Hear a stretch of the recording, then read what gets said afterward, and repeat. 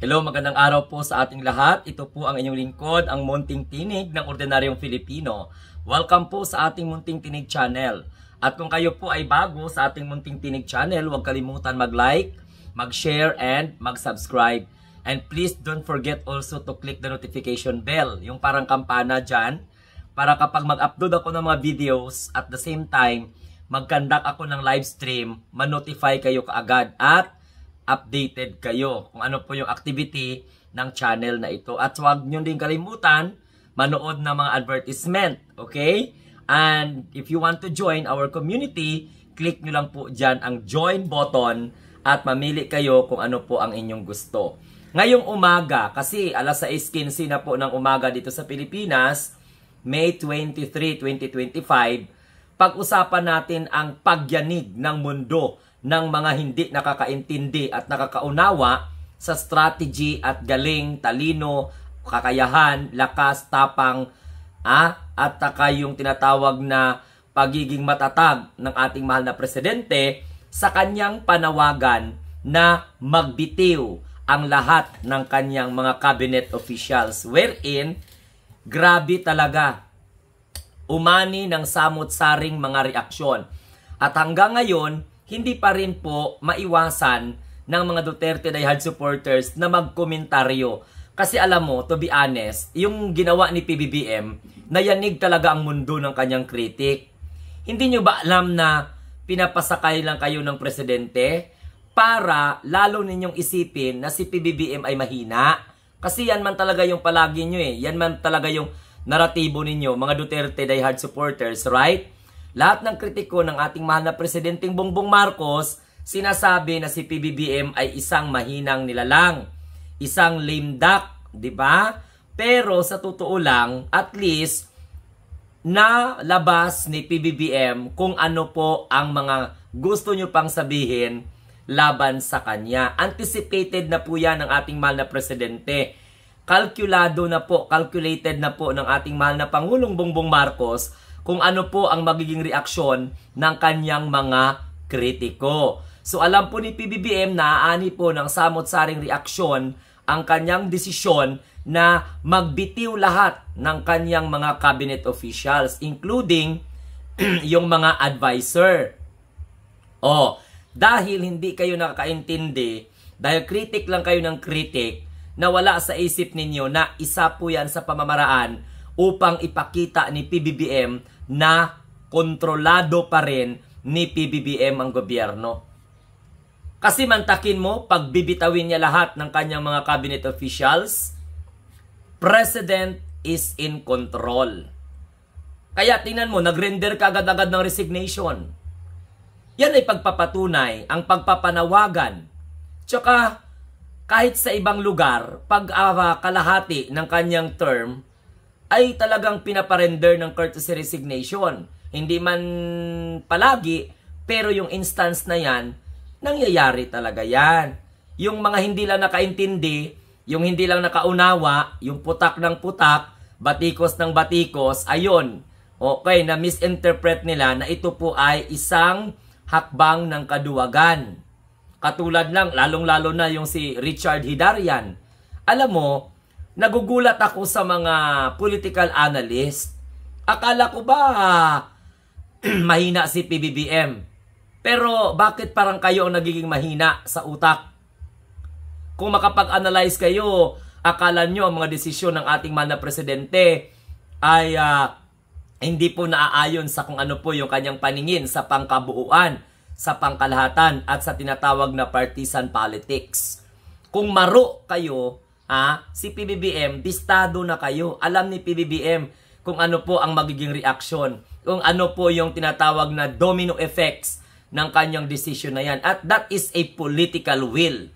Pagbibitiwan mo lahat ng mga kaalyado mo, lahat ng mga cabinet officials mo. Ngayon, kung hindi ka tatalima sa ganyang klaseng panawagan ng Pangulo, ibig sabihin, rebellious ka. Ibig sabihin, mayabang ka. So, ibig sabihin, you don't want to be evaluated by your appointing officer. That's the reason why nagkakaroon ka ng tinatawag na dissenting opinion. Sa mga taga-suporta ng ating mahal na presidente, Kung talagang tayo ay suportado ang Pangulo, hindi po natin ko-questionin kung ano po ang maging desisyon ng ating mahal na presidente. Meron pa nga nagsasabi na makakaapekto sa ekonomiya ng bansa yung desisyon ng mahal na Pangulo na pati yung kanyang mga economic managers ay pagbibitawin niya. O wag daw pakialaman ang economic team. Si PBBM, alam ni PBBM kung ano ang kanyang gustong gawin. Alam ni PBBM kapag ginawa niya to, ito yung magiging epekto. Kapag hindi niya ito gawin, ito na naman yung ito na naman yung epekto na hindi po makakamit, whether that is negative or positive effects, naka-align pa rin yun sa kung ano po ang nakikita pangkabuuan ng ating mahal na presidente. And yung decision niya, yung sinabi niya na mag-render ng courtesy resignation ang lahat ng kanyang mga cabinet officials, lahat ng kanyang alter ego, yan ay nagpapakilala sa buong mundo na ang Pangulong Bongbong Marcos, kontrol niya pa rin ang gobyerno. Kontrolado niya ang lahat. Kaya yung mga cabinet officials na magbabalak magtraidor, alam po ni PBBM, kung ang cabinet officials ay balat kayo at hindi po nagpa-function ng maayos ayon po sa kung ano yung plano ng ating mahal na presidente, bistado na kayo. No? Kaya kung ako sa inyo, mag-render na kayo ng inyong tinatawag na courtesy resignation at abangan ninyo what will be the decision of the president as far as your resignation is concerned. Whether he is going to reinstate you or talagang forever na kayo na mamamayapa.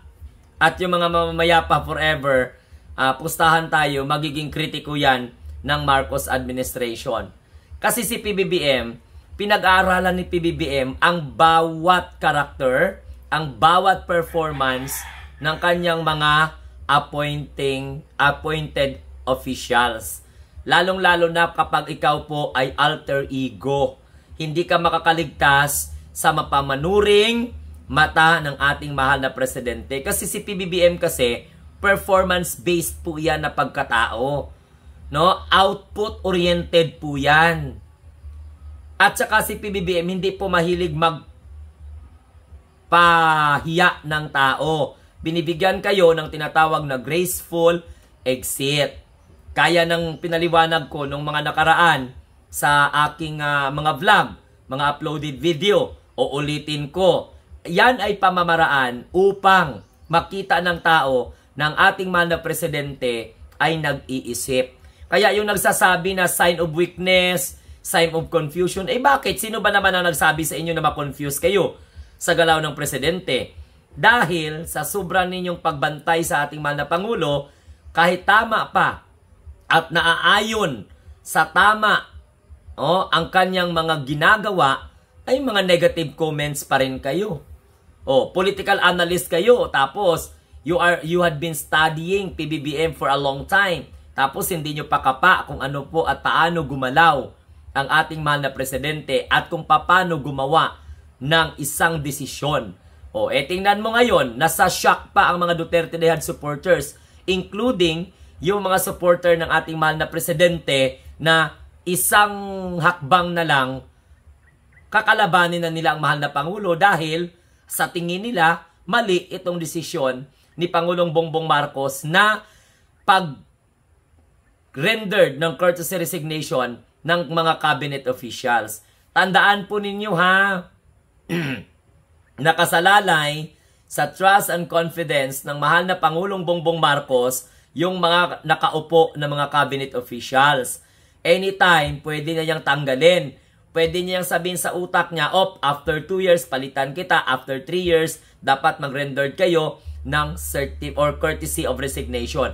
At wala pong mali yan. Nasa discretion po lahat ng ating mahal na Pangulo ang desisyon kung ano ang gagawin niya sa kanyang mga pinagkakatiwalaang mga cabinet officials.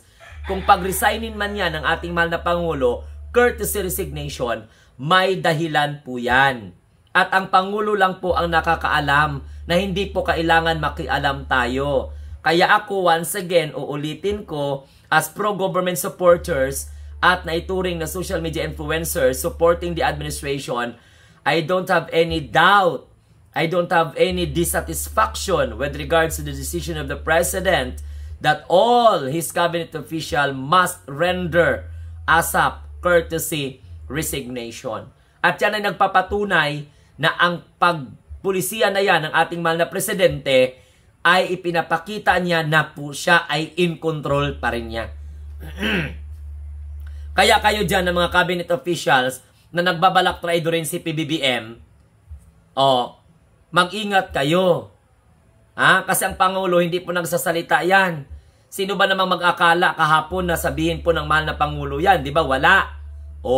So ganun po magdesisyon ng ating mahal na President.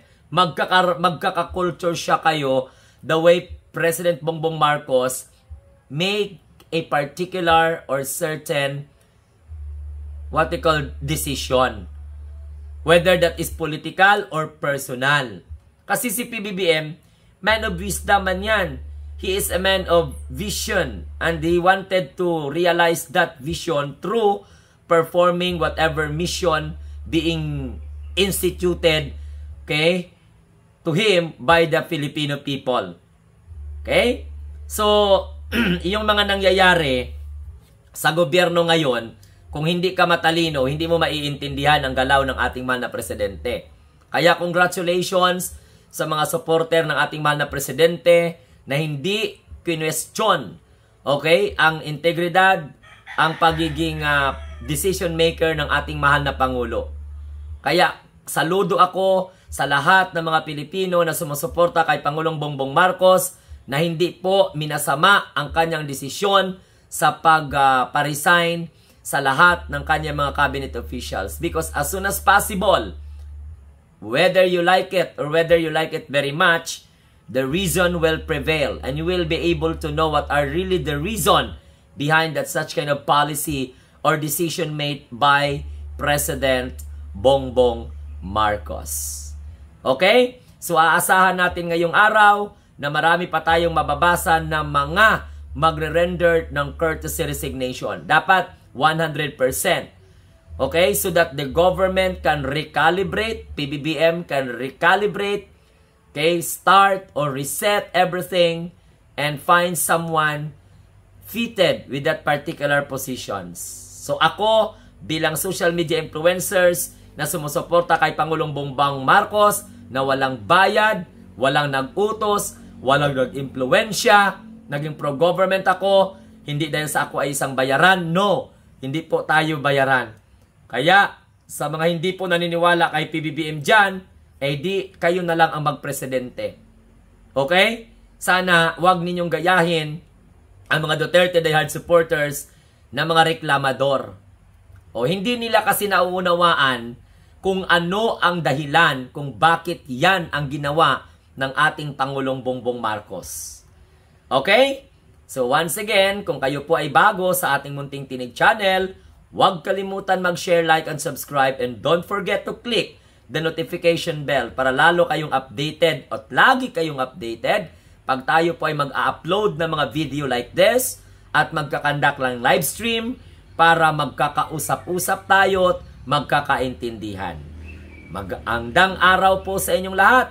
Oras natin, alas 6:25 ng umaga, Philippine Standard Time. It's already May 23, 2025. Ang inyong lingkod, ang Munting Tinig, palaging nagpapaalala na tayo po ay ang mga bagong Pilipino. Tandaan, tayo po ay mga bagong Pilipino sa bagong Pilipinas.